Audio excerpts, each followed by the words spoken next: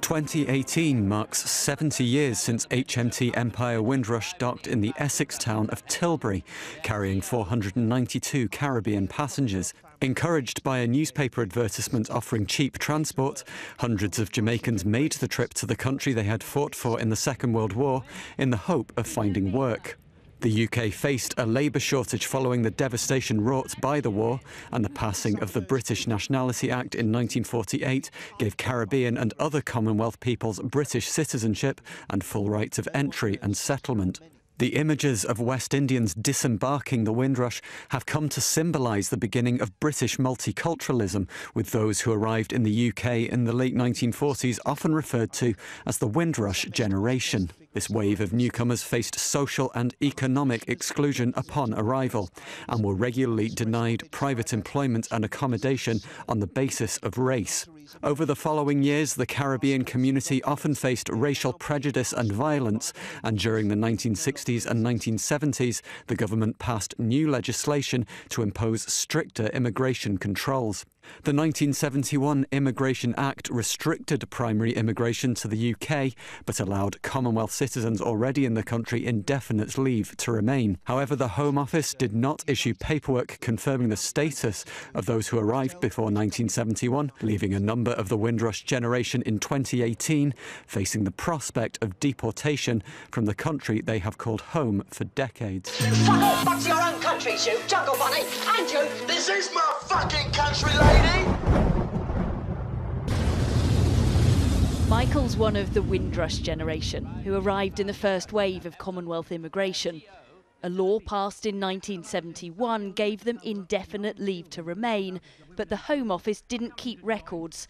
And with a toughening up of checks, some, unable to prove their status, have been held in immigration centres, threatened with deportation, possibly even sent back to the Caribbean. I didn't know what to think, really. I didn't know how to feel. It was just like a cold feeling came over me. That was the moment teaching assistant Michael Braithwaite was told he'd lost his job. A routine check on his immigration status had found he didn't have the right documents. Well, I'm joined now by Sonia Williams. She came to Britain from Barbados in 1975, aged 13, but started having problems in 2014 when she was told she didn't have indefinite leave to remain.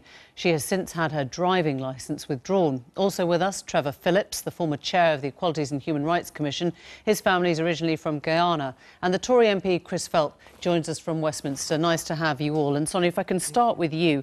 For 4 years now, you've been fighting to prove that this is your home and you're British. Yeah, I can't drive, I can't work, I can't claim benefits, I can't do anything.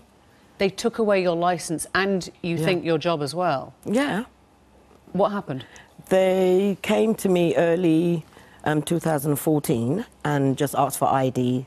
They needed to update their records. I was there for 8 years. And later the year, about 6 months later, they said, we don't need you anymore, we're making you redundant. I still didn't think nothing of it until when they took away my driving licence in 2016, I started to put it together and I thought, no, this is all connected. And they're saying I'm an illegal immigrant. No, I came here as a minor to join my mum, dad, my sister and my brother. They were born here. My mum's got citizen, my dad had right to remain. So I just presume I had all that because I was leaving Barbados to come and live with my family. I wasn't just coming on a holiday. I don't have the right. And now all of a sudden tonight, I've got the right for them to give me a phone call. Let me just read this out in case we can't see it. This is to Mrs. Sonia Yvette Williams. Your no time limit biometric permit application has been withdrawn as you never held indefinite leave to remain. How did they come to that conclusion? Let's ask Chris Phelps. Can you tell Sonia and others like her how the government is prepared to compensate her for what she's been through? Well, the experience that Sonia has had and others like her is completely unacceptable, as Amber Rudd, the Home Secretary, said in the House today. As the child of Windrush generation arrivals in the UK, I think she should have the right to remain. And the announcement today means that she can have, and others in her position can have, a fast-track indefinite leave to remain and associated paperwork. Hang on a second, Chris Phelps. You're talking about she should have the right to remain. You've just heard from a woman who's had her job taken away from her and her driving licence. The very least she gets is the right to remain. What about the compensation? Well, that wasn't discussed in the Commons today. Should it be? I think that's something that could be looked at, but the most important thing is to get these cases fixed really quickly. I had a case very similar to Sonia's, a lady called Emily who came here in the 1960s, and the problem is that proving the process that existed until today to prove that somebody in these circumstances is allowed to stay here and receive benefits and all the rest of it was unbelievably bureaucratic. And even as an MP, right. I was whose helping. Fault was that? Whose fault was it if the government made it so bureaucratic that people couldn't prove their status?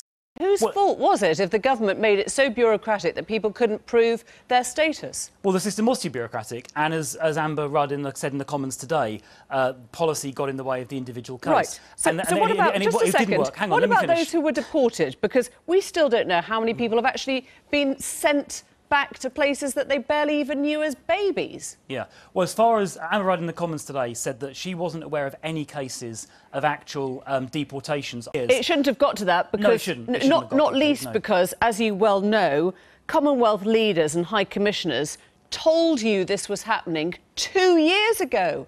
Why was it ignored?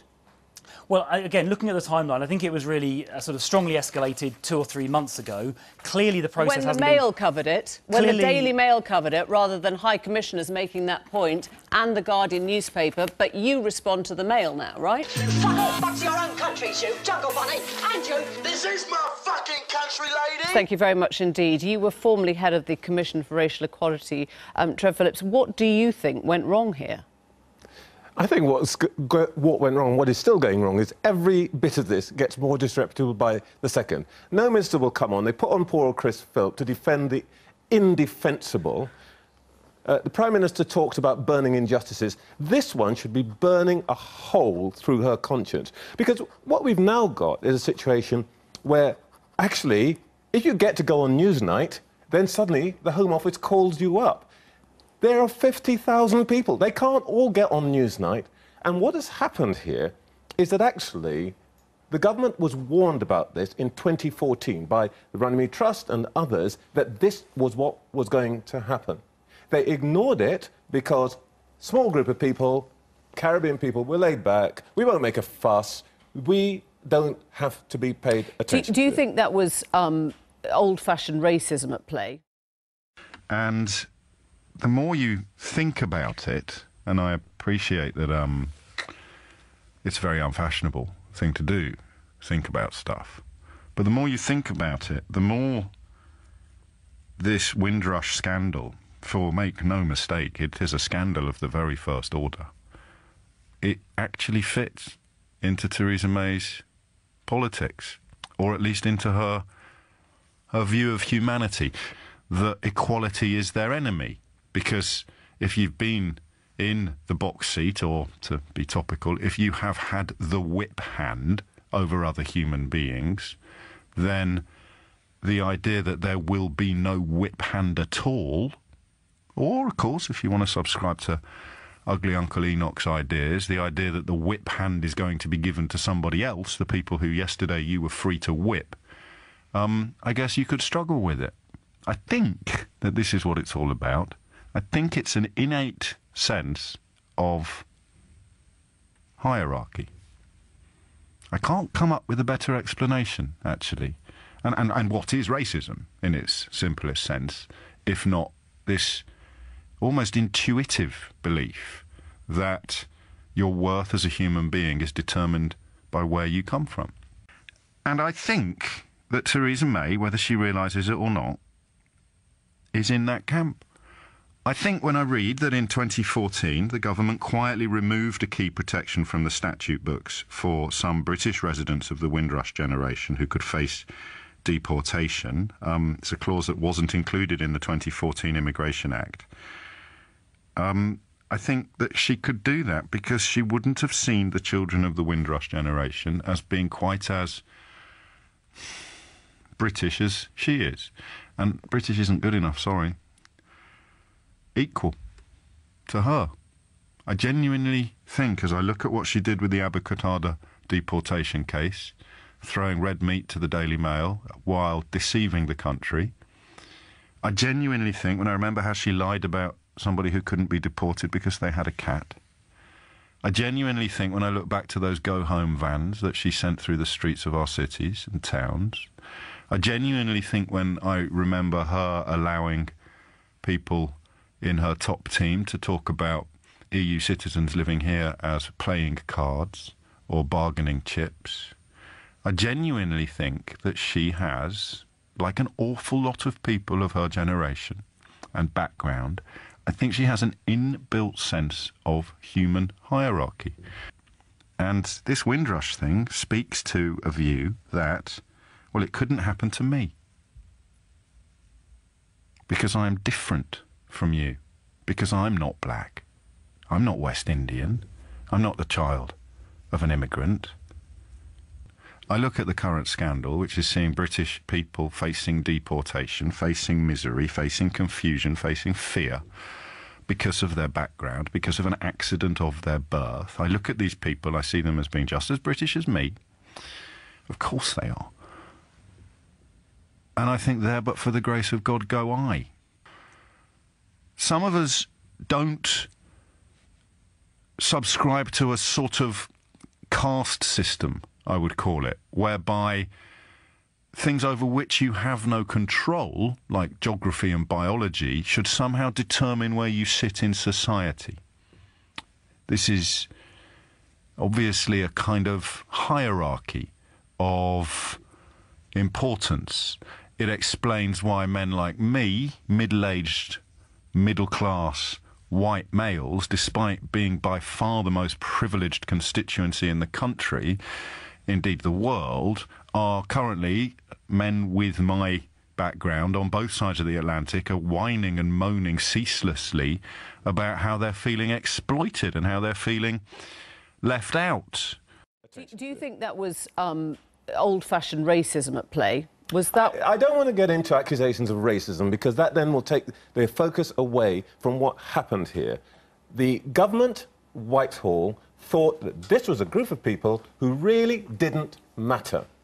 They don't vote for this government particularly. They are not significant, so we didn't need to pay attention to them. There are two pieces of legislation that the Home Office should have paid attention to. First of all, they've got a duty, I know this because I wrote the legislation, to pay attention to the diverse effects of legislation on different groups. They didn't pay any attention to the effect on this particular group. And by the way, the Human Rights Act says you should not be able to apply legislation retrospectively. And this is what the 2014 Act did. What would you now be advising? So you've been in the UK since 1958? About 60 years. Yeah, it's a long time. Yeah. Do you have any childhood memories of Jamaica? Is it all... No, I've got none whatsoever. I'm an Englishman. I've had all my education in this country. I've worked in this country. I've lived in this country. I'm an Englishman. You've never left the country? I've never left the country. In 1993, Junior received a letter with a Home Office stamp saying that he could now remain indefinitely in the United Kingdom. But when he tried to get this certified on his Jamaican passport in 2009, the Home Office asked in each of the previous 10 years to prove that he'd lived in the UK. Junior says that twice his application to update his passport with the correct visa information was rejected. In March last year, Junior and Doreen's mother was taken ill in Jamaica. Their mum, Joyce, passed away in June, with Junior by her side. But when they got to the airport to return to the UK, there was a problem. Junior wasn't allowed onto the flight. I was upset. I was virtually in tears, being quite honest, and it went from my sister consoling me, I don't know what happened.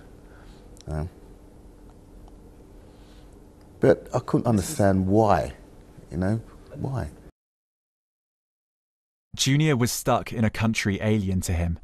He applied for a returning visa, but the weeks turned into months. His mother's body was repatriated back to the UK, but he missed her funeral. For him, being left there by himself, no immediate family, I could just imagine what he was going through, you know. Must have been very, very hard for him.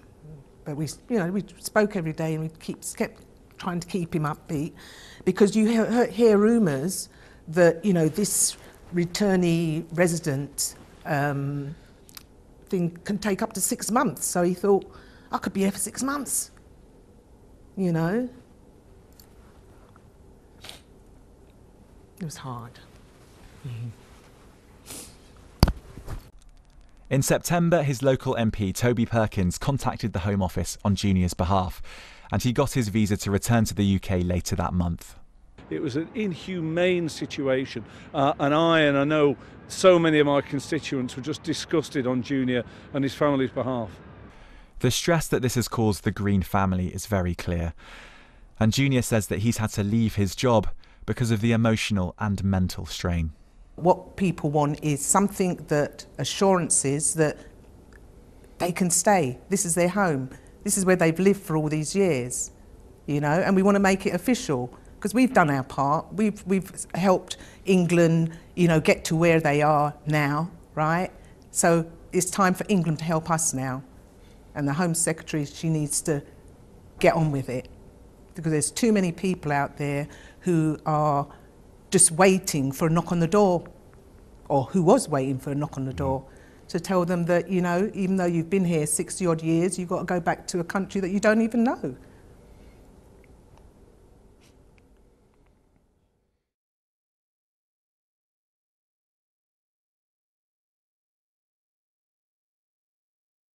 Home Secretary Amber Rudd has apologised in the Commons for some of the ways the so-called Windrush generation has been treated. She was referring to those who arrived from Caribbean countries between 1948 and 1971, thousands of whom were allegedly denied basic rights after being incorrectly identified as illegal immigrants. The Prime Minister has now agreed to meet representatives from Caribbean nations this week to discuss the claims, despite initially refusing. Well, as U-turns go, this one was sudden and screeching. Yesterday, newspapers were reporting Theresa May's refusal to meet with Commonwealth leaders to discuss the issues facing the so-called Windrush generation. And at 11 a.m. this morning, rather remarkably, Downing Street said Theresa May had been unaware of the request for a meeting until this morning. But by 3:30 p.m, Home Secretary Amber Rudd was eating humble pie in the Commons. Frankly, some of the way they have been treated has been wrong, has been appalling, and I am sorry.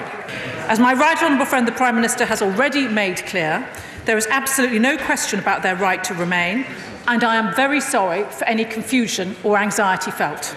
Rudd went on to announce the creation of a special task force to help the so-called Windrush cohort get their documents and ensure no one loses access to public services and entitlements. She pledged that cases would be resolved within 2 weeks of evidence being provided to the team, and that, crucially, all the fees for new documentation would be waived.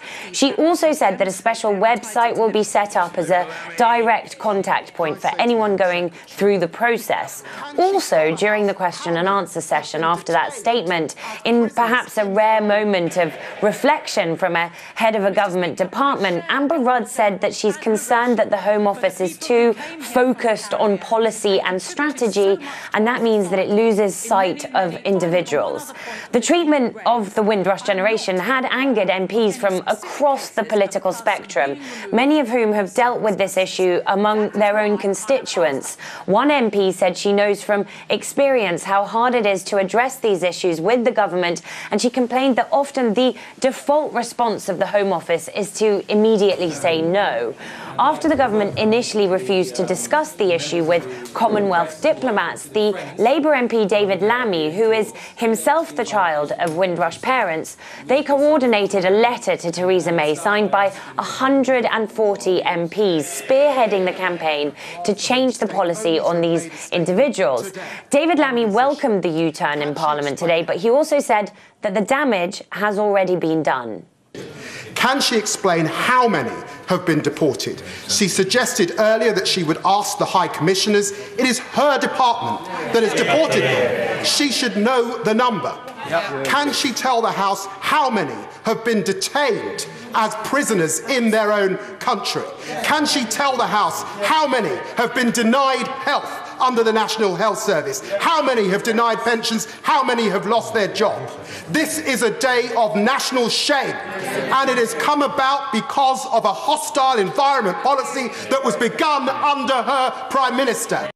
Now, earlier in the day, Immigration Minister Caroline Nokes admitted in an interview that some UK citizens born in Commonwealth countries may have been deported from the UK illegally.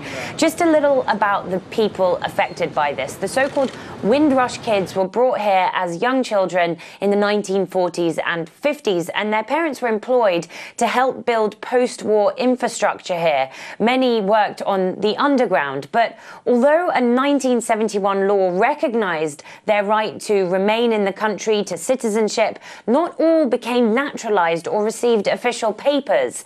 And now, especially with new rules requiring proof of residence, some have been finding they can't access vital things like jobs and healthcare. So for many, the government's apology and promise to help naturalise them is a victory, but one that many say should have come much sooner.